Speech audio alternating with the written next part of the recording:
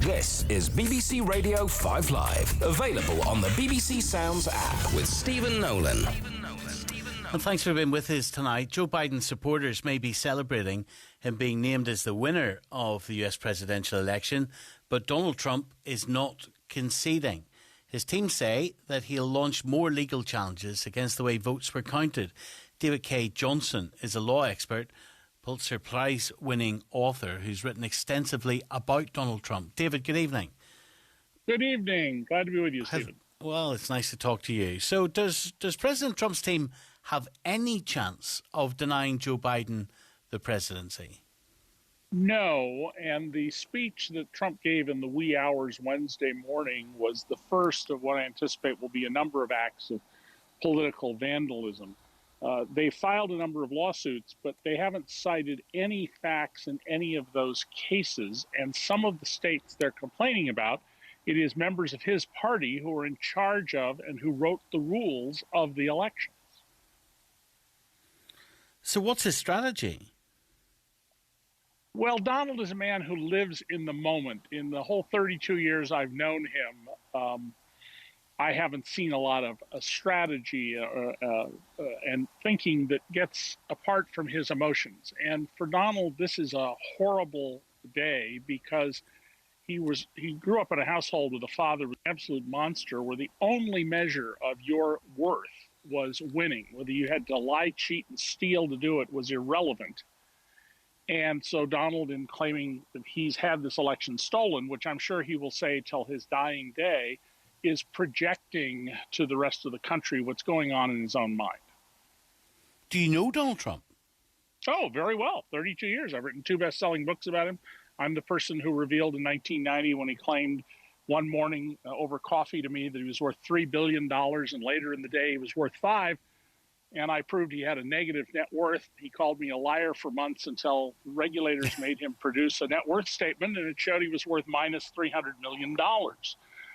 So Donald has said he hates me more than any other journalist in the world, and it's because I've never repeated his nonsense. I just check what he says against the public record. Well, that's what investigative reporters do.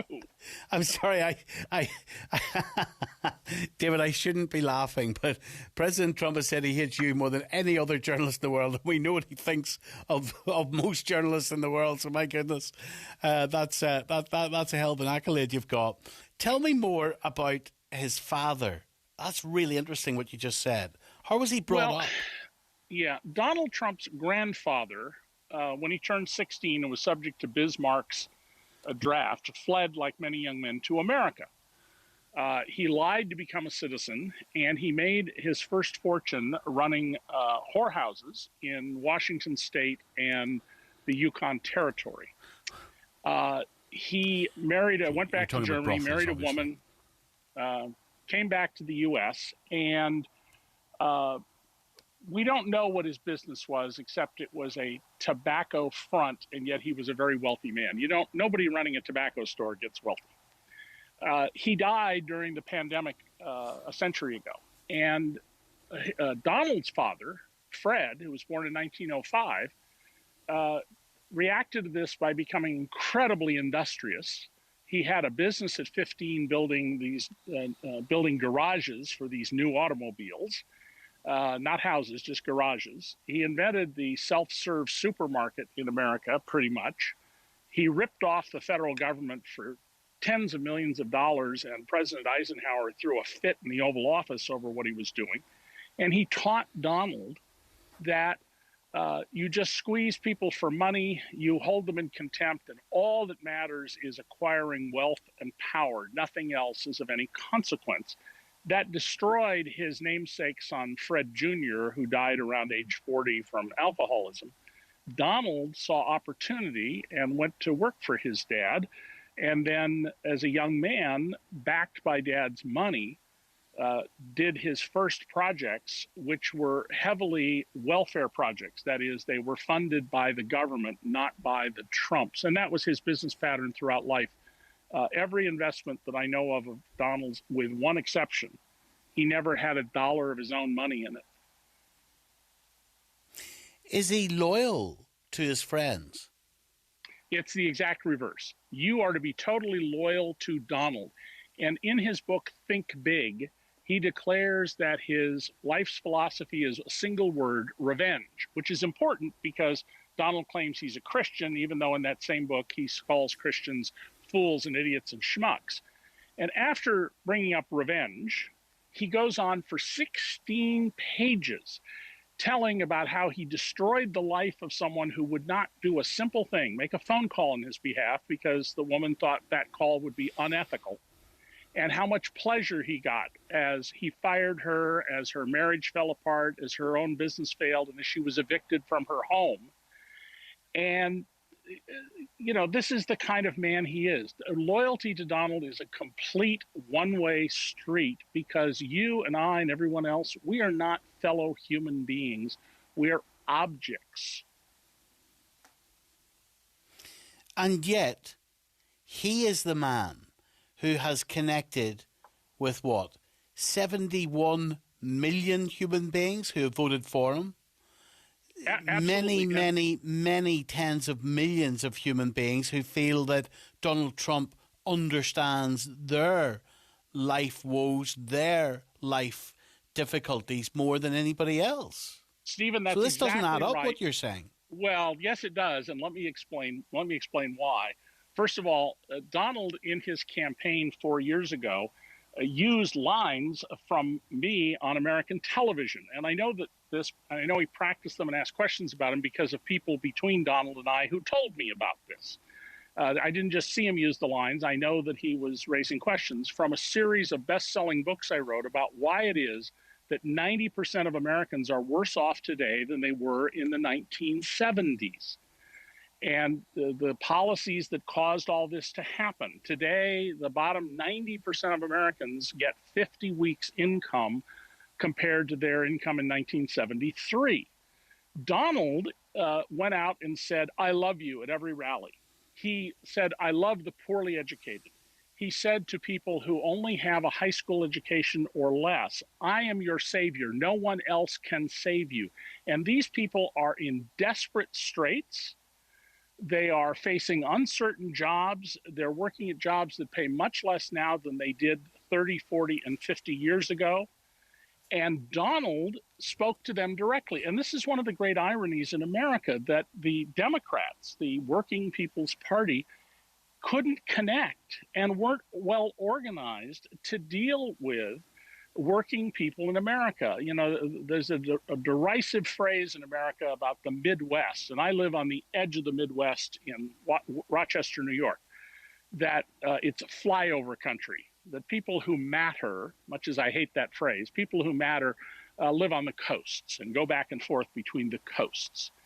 And Donald tapped into that, and Donald is the most successful con artist in the history of the world. He spent his entire life conning investors, he even had people gambling at the only casino known to have cheated players in Atlantic City, conning workers and vendors into producing for him. Well, it's no con to speak to people and connect with them. That's no con. It is if you're not going to actually do anything. And he didn't do anything to improve their lives.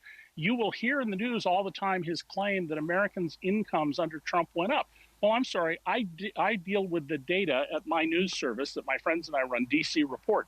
Incomes in 2018 were down from 2016. They weren't up, they were down. But I hear President Trump speaking to these people you're talking about, press conference after press conference, telling them to look at their 401ks and telling them that they are so good because of him. So first of all, understand that the average 401k balance at retirement in America is enough to give people about $3,000 a year of income. Yeah. And a 401k is a pension, just in our speak here in the UK. It's a pension. It's a retirement savings plan as opposed to a pension. A pension's a guaranteed stream of income. This is just money you've set aside and borrowed. And yes, that's exactly what he says to people, and he's very successful at this. But when he ran for president, he said he was going to start off with an infrastructure bill, which would have created tens of thousands of jobs, fixing up public furniture in America, which is falling apart. In many places, we look like a third world country. He never put forth an infrastructure bill. The tax bill, his signature accomplishment, the tax bill, It borrows money to reduce the taxes of the richest Americans. And Apple Corporation, just that one company, got $119 billion benefit from his tax bill. $119 billion, and people can look up my name and Apple and they'll find the articles I've written showing this from the public record, which is what I do. I deal with named sources and public record in all of my investigative reporting for the last 54 years. So Donald told people, I love you, and he got them to believe him, but he didn't do things in office that benefited them. Polluters were allowed to run free, which means that their children and grandchildren are more likely to have asthma and heart disease and things like that. So I am that ordinary citizen, right, David, that hasn't looked into all of the numbers and the detail, but I'm that ordinary bloke that when I go to New York and I see Trump Tower and I see the gold and I see the splendor, and when I go to Las Vegas I see that Trump has a hotel. What's the state of his business really like behind all of that gold? Well, his whole life, billions of dollars have flowed through Donald Trump's hands. But he does not have the resources right now, because he has to make public disclosures, to repay the $400 and some million of debt that comes due in the next 4 years. And he owes more than $1.1 billion. He ran for president claiming he was worth more than $10 billion. He said 11 one time. In fact, after he became president, his financial disclosure showed that by the most generous interpretation, he was worth $1.4 billion. And I think, and so do his other biographers who closely watched him, who are former serious newspaper journalists, that he's really worth a couple $100 million. Now, that's a great fortune, but it's not multi-billionaire status. His British golf courses, because private companies in your country have to report their turnover and their profit, they've been losing money hand over fist, yet he claims that they're these incredibly valuable properties. And so Donald is a wealthy man. There's no question that he is a wealthy man, but don't lose sight of the fact that the gold you see at Trump Tower is faux. What do you predict finally? What do you predict he's going to be like, first of all, in the next couple of months while he's using the last bits of his power that he has? And then what's he going to do in the future? Will he run again? Well, his instinct in the next 11 weeks will do a lot of damage. He will probably pardon some people like his son-in-law who and his daughter and some other folks like that.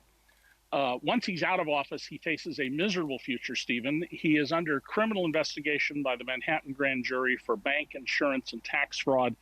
There is another investigation by the state of New York that I and some other people, including prosecutors, anticipate will become a racketeering charge.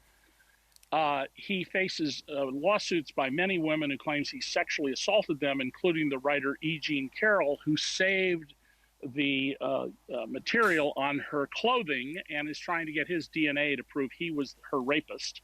And he is afforded the same presumption of innocence as anyone else. And let's let a prosecutor determine whether there's going to even be a prosecution. And let's presume President Trump is innocent unless a court determines otherwise.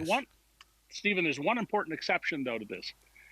Michael Cohen went to prison for crimes orchestrated by the person called Individual One. And the Justice Department has said that Individual One is Donald Trump. So we know that he's committed crimes. And I have proven in the past from the public record that he was tried twice for civil tax fraud. He lost both cases. He has been found to have cheated people, to have lied under oath, to have done many things like this over his life. So I think it's reasonable to anticipate that he will be indicted, but he has the presumption of innocence, absolutely. But he no longer will have the shield of the White House to stop investigations of him. That's what matters, Stephen. David, I could talk to you all night. I literally have 30 seconds. Do you think before he goes, he will pardon himself? He can't pardon himself. The U.S. Supreme Court's made that clear. He could resign, have Mike Pence become president for an hour and pardon him, but Pence would then be subject to prosecution for bribery, taking a thing of value, becoming president even for an hour in return for the pardon. So no, I don't expect that. David, thank you very much indeed. That's David K. Johnston. Listening to that, Sebastian Gorka, former strategist to President Trump and a current presidential appointee in the Pentagon. Sebastian, what's your reaction to what you've just heard? Good evening. Oh, I have none. That guy's a loony. I mean, last time I heard him on a British media thing, he talked about the president's cocaine use. The guy's a tinfoil hat merchant. He's risible. Well, actually, he's a Pulitzer Prize-winning author. I don't care. And a law expert. I really don't care. The guy is a loony. You can ask me questions, but I'm not responding to that guy. Okay, fair enough, but I'll emphasise again, he's a well-respected author, but I guess... Only by the mainstream media like you guys. People who believe in the truth think he's a kook and a crank.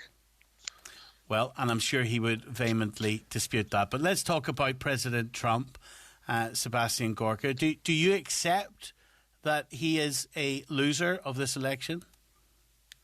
You know that it's not the media that declares who a president is. Nowhere in the U.S. Constitution does it say, and the U.S. media shall declare and certify a president. We have had no official certification as required, and it is the second week of December that sees the Electoral College actually vote for the president. So I know one thing, the president is a fighter, and this is going to the courts, and it's going to be a battle royale. Although this wasn't how President Trump played the deck of cards when they were in his favour in 2016. When the media declared he had victory, he was out making speeches and thanking everybody, wasn't he? Yeah, but you didn't have 5 days of reports across the nation with video footage of felonies being committed in polling stations. We didn't have one instance. Like, you can go to my Twitter feed. You can go to sebgorka.com. You can go to sebgorka, SEBGORKA. You can see the thousands of felony evidence. I've posted videos from inside polling stations of individuals who are filling out multiple ballots, not in the presence of somebody who can't fill it in, but by themselves, multiple ballots. That has to be investigated, and it will be investigated. So do you think President Trump will win this election? Is that what you're saying to me? I'm just saying exactly what the president said 2 days ago. Unlike Joe Biden, who on the night of the election said, every vote must be counted. Wrong, Beijing Biden. Every legal vote must be counted. The president was right when he said that, and he's still right.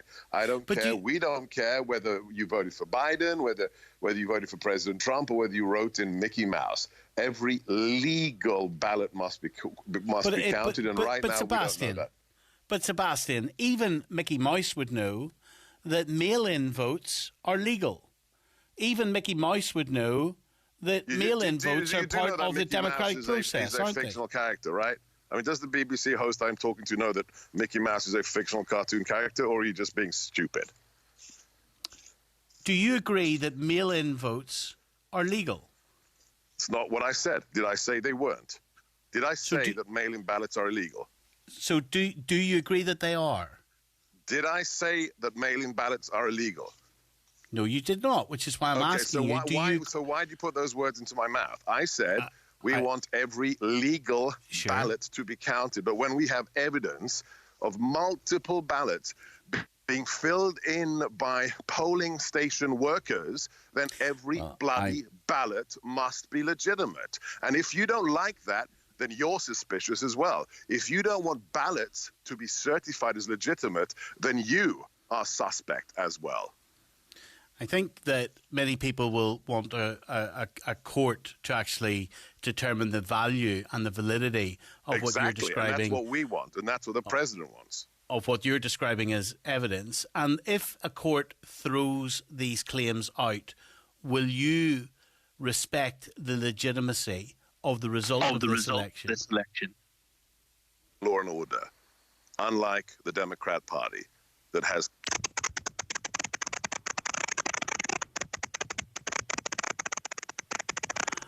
Okay, Sebastian Gorka has disappeared. Let's see if he's back with us tonight.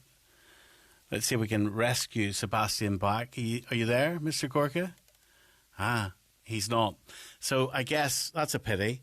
He's just starting to get stuck into me, which is often quite entertaining radio. Jay in California. Hello, Jay. Hey, Stephen. Good luck. Hello, Jay. I'm gonna bin you tonight for Sebastian Gorka. He trumps you, Jay. Let's see if he's back. Hello, Sebastian. I'm here. You're here. The question is that if the courts throw out President Trump's claims, will you respect the legitimacy of the result of this election? There's one party in America that is for law and order and the U.S. Constitution, and it's not the Democrat Party. For the last 10 months, the Democrat Party, Biden's party, has embraced violence across America. We have seen $3 billion worth of damage done to small businesses. We have seen 30 people killed in the riots, half of them black Americans. Yes, we will abide by law and order, unlike the Democrat Party. So therefore, if the courts determine... You're not going to get to ask it again. I answered your question. Now move on, buddy.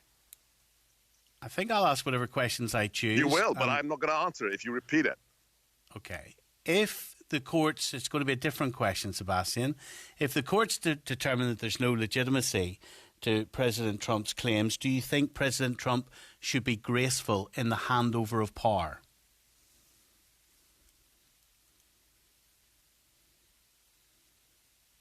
What a stupid question. Would you like to answer it, Mr. Gorka? No, it's asinine. It's churlish. Why don't you ask me questions about what the left has done to this country? Because why don't you ask me questions about Alexandria Ocasio-Cortez tweeting yesterday that we are making lists of Trump supporters? Lists. Do you know who makes lists of Trump supporters? Fascists and communists. Let's talk about that. Yeah, I'm quite calm tonight, and maybe you can be too. I'm calm as well, but the BBC are just fake news. From Brexit on down, you guys are a bunch of biased pikers, and you're doing it tonight as well.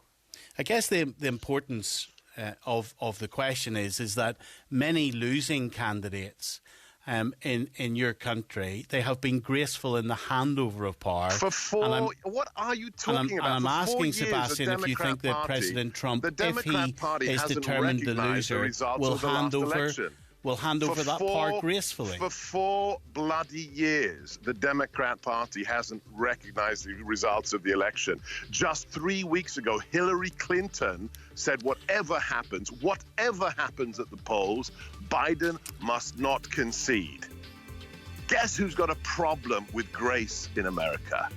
It's not the right. It's the people who have been pushing spurious Russia collusion allegations for 4 years. It's a pit. How about this? How about you analyse? No, we're out of time, Sebastian, and it's a real pity. But I wish you a good night, and I hope you sleep well tonight. Thanks, everyone. See you tomorrow night. Night. On digital, BBC Sounds, smart speaker, and online. This is BBC Radio 5 Live. BBC News at 11 o'clock. This is Anthony Birchley. Supporters of Joe Biden have taken to the streets across the US to celebrate his win in the presidential election.